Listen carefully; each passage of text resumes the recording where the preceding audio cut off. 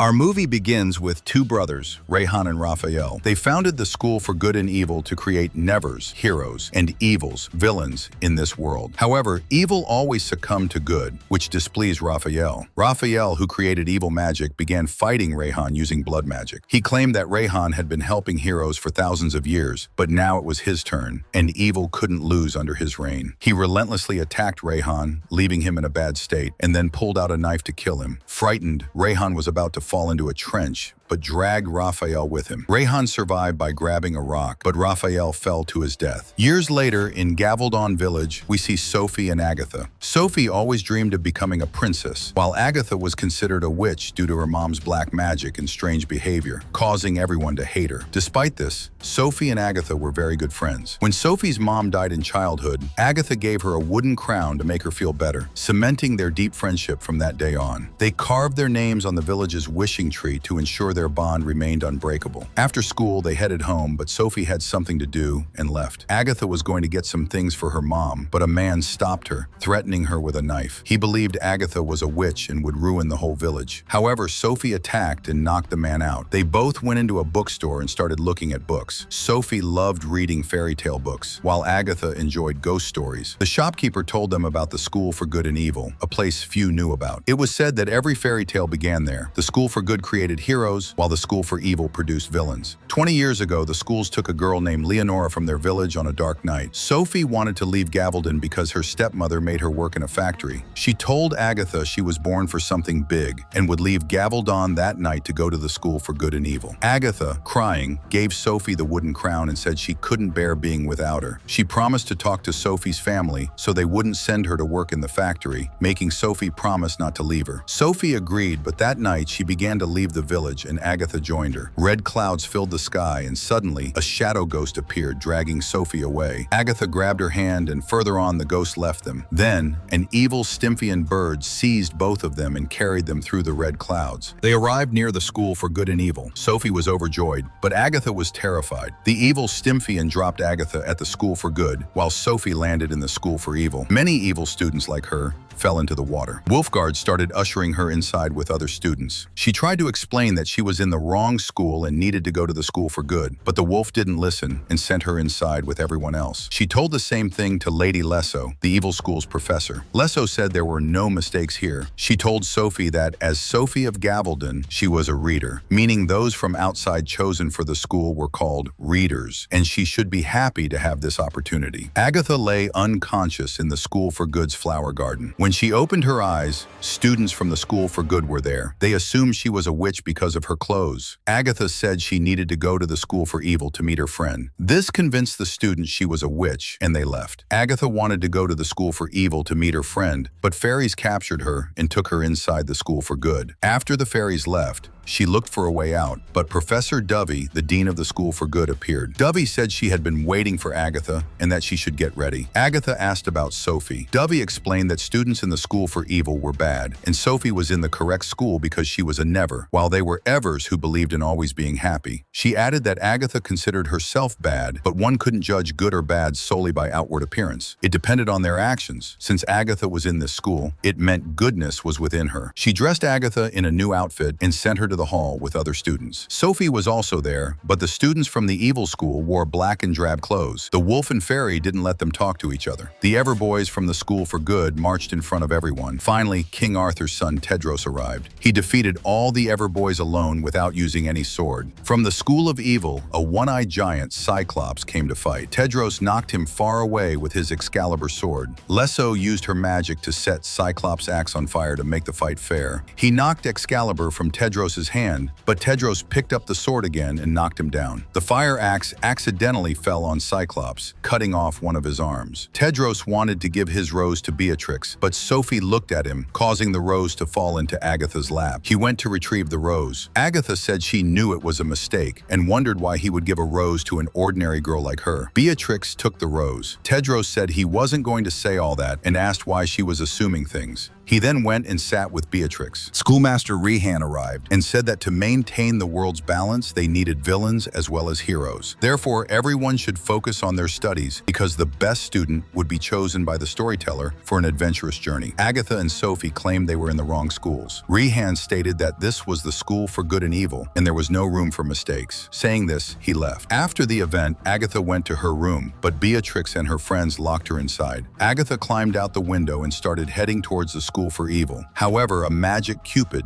on the roof came alive and attacked her. To escape, she broke a mirror and entered another room. A while later, Dovey and Lesso arrived and started talking. Dovey wondered if the schoolmaster had truly put Agatha and Sophie in the wrong schools. She feared that if something went wrong later, they would both be blamed. Lesso asked why Dovey was so worried. She said the school for good had been winning for the past 200 years and would win again because she didn't have good students in her fate. As soon as they were gone, Raphael appeared using blood magic. He told Agatha to stay away from Sophie. He declared that the witch had to fulfill her purpose and would always be his. Saying this, he vanished. Agatha went towards the school for evil to meet Sophie. Rehan was going into a tower from the school for evil using invisible stairs, so Agatha hid there. Sophie was supposed to stay with Hester and her friends, but she accidentally spoke ill of a witch's painting. That witch was Hester's mom. An angry Hester grabbed Sophie's neck and started cutting her hair, but Sophie dropped a knife and pushed Hester away. Agatha saw them and called Sophie down, then went into a tower using the invisible stairs. There, the storyteller was writing their story. Rehan said that the storyteller had started writing their story even before they arrived. He didn't understand why they wanted to leave. Agatha asked him about Raphael, but Rehan pretended not to know anything. He said that if he had sent them to the wrong school, they would have to prove it because once the storyteller wrote something, no one could change it. He added that if Sophie kissed her true love, everything could change. The storyteller said they had to remember that if they changed the story with a kiss, they would have to pay a price. Agatha started falling from both towers. When they regained consciousness, they were in their room. Agatha went to her beauty class because she was told that if she failed 3 classes, the school would transform her into something forever. Professor Anemone failed Agatha in beauty class because her smile wasn't like a princess's. Gregor came to Agatha and started talking to her because he also didn't want to stay in the school for good and evil. Sophie gave Agatha a letter saying she liked Tedros and would kiss him, and Agatha just needed to give him the letter. The next day, Agatha gave Tedros the letter. Tedros started liking her because she didn't try to trap him in a love web with sweet words like other girls. All the Evers went into the Blue Forest with their survival expert, Yu. There were flowers there that attacked humans. After that, they went to a pumpkin patch that was calm in the morning, but at night, the scarecrows there came alive. Suddenly, all the flowers started attacking them. Gregor was terrified and started running to save his life. Agatha tried to stop him, but Gregor had already failed 2 tests, and failing the survival test caused him to get trapped between thunderclouds. His body began to disintegrate with painful screams, but no one helped him.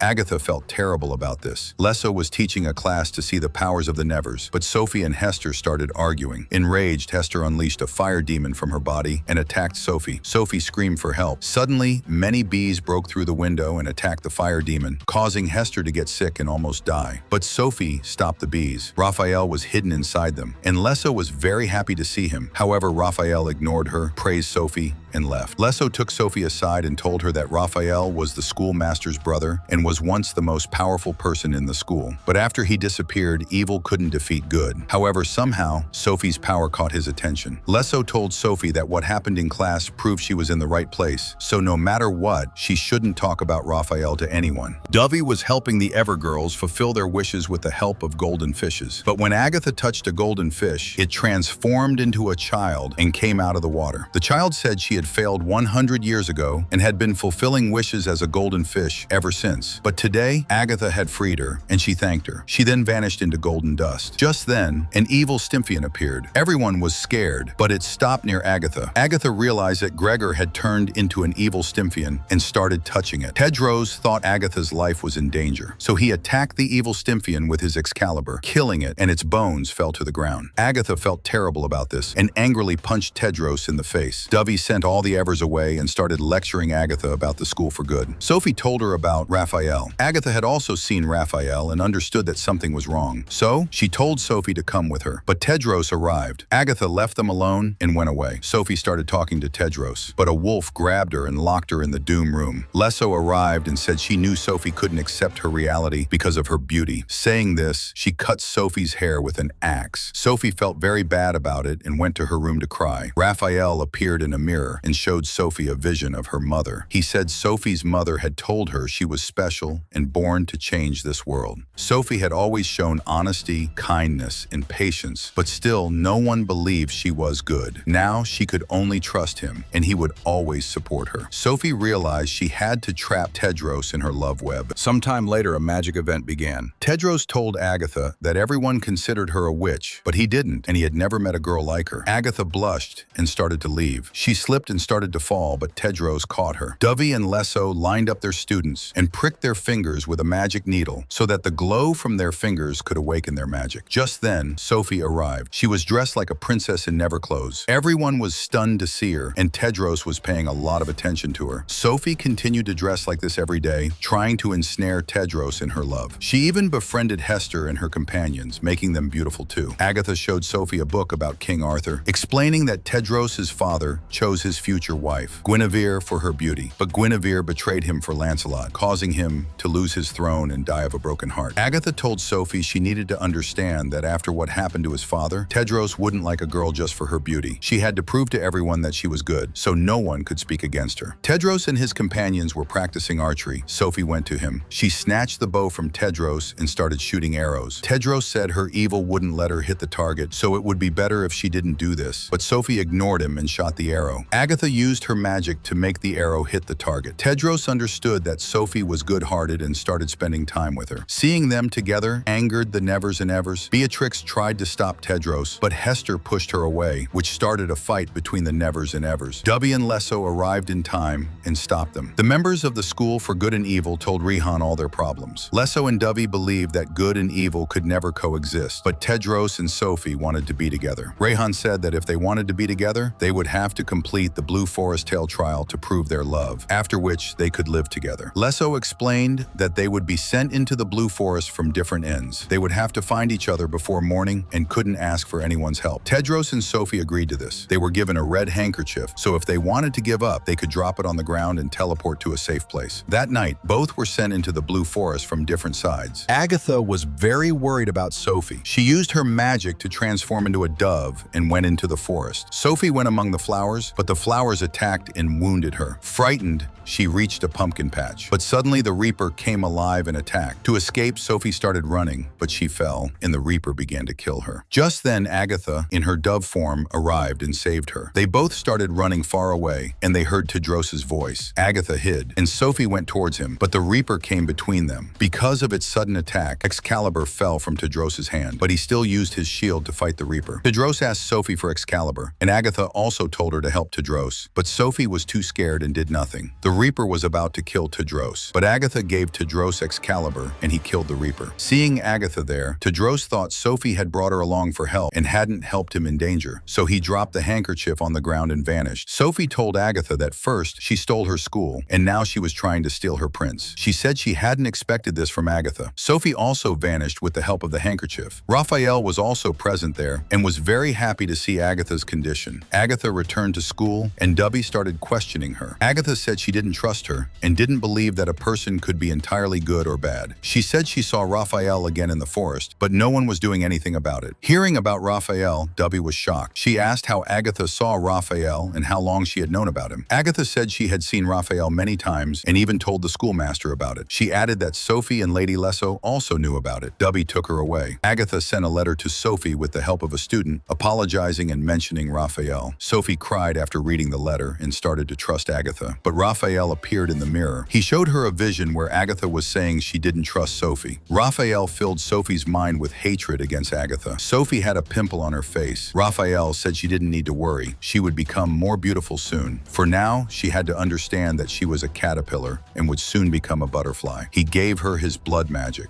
Dovey went to Lesso and asked why she hadn't told anyone about Raphael. She warned that if he came back, he would destroy both schools and seize all the magic in the world. Just then, Rehan arrived and said they had to stop Raphael. But at that moment, Sophie had disappeared, and they needed to find her first. Everyone went to look for Sophie. Lesso and Dovey went to the library. Sophie was there and had become more beautiful. She told Lesso that Raphael had told her everything. She revealed that Lesso was Leonora of Gavaldon, the only reader, and Raphael had had summoned her to the school for evil. But Lesso wasn't evil enough to help him, which was why he left her despite her loving him. Sophie then showed them her blood magic, which scared them. Agatha went to the Everball event and asked Tedros about Sophie. Tedros said Sophie always yelled at her and didn't appreciate her goodness. So why was Agatha helping her?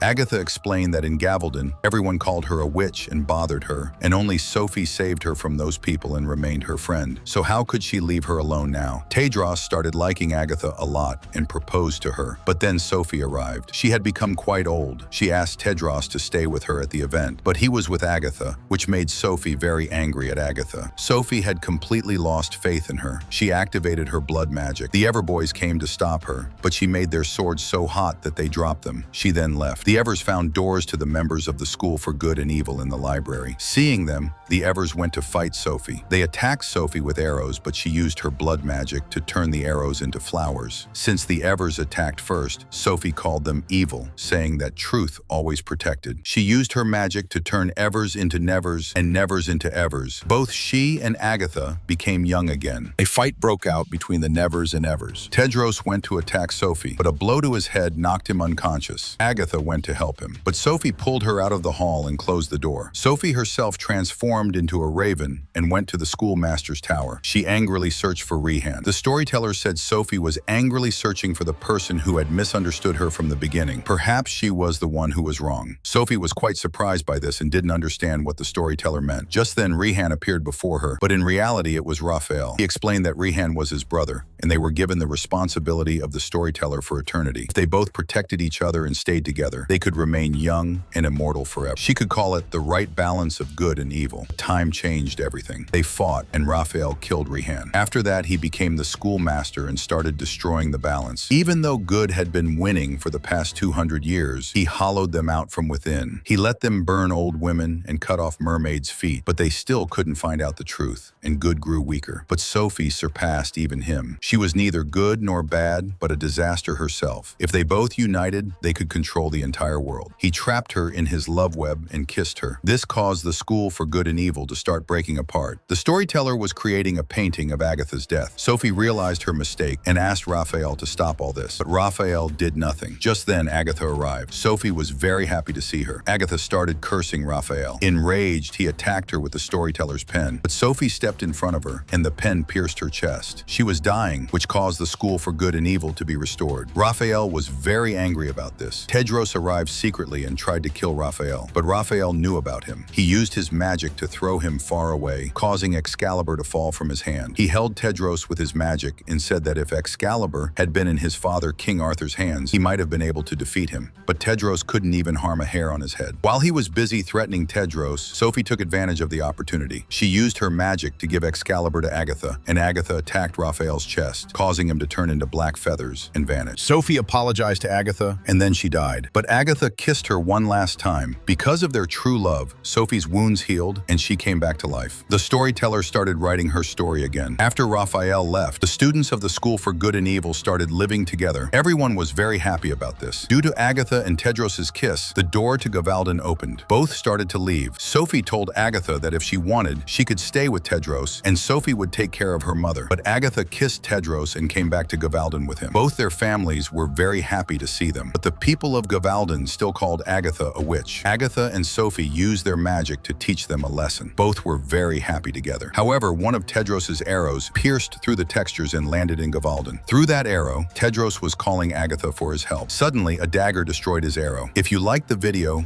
please like it and subscribe to the channel. See you in the next video.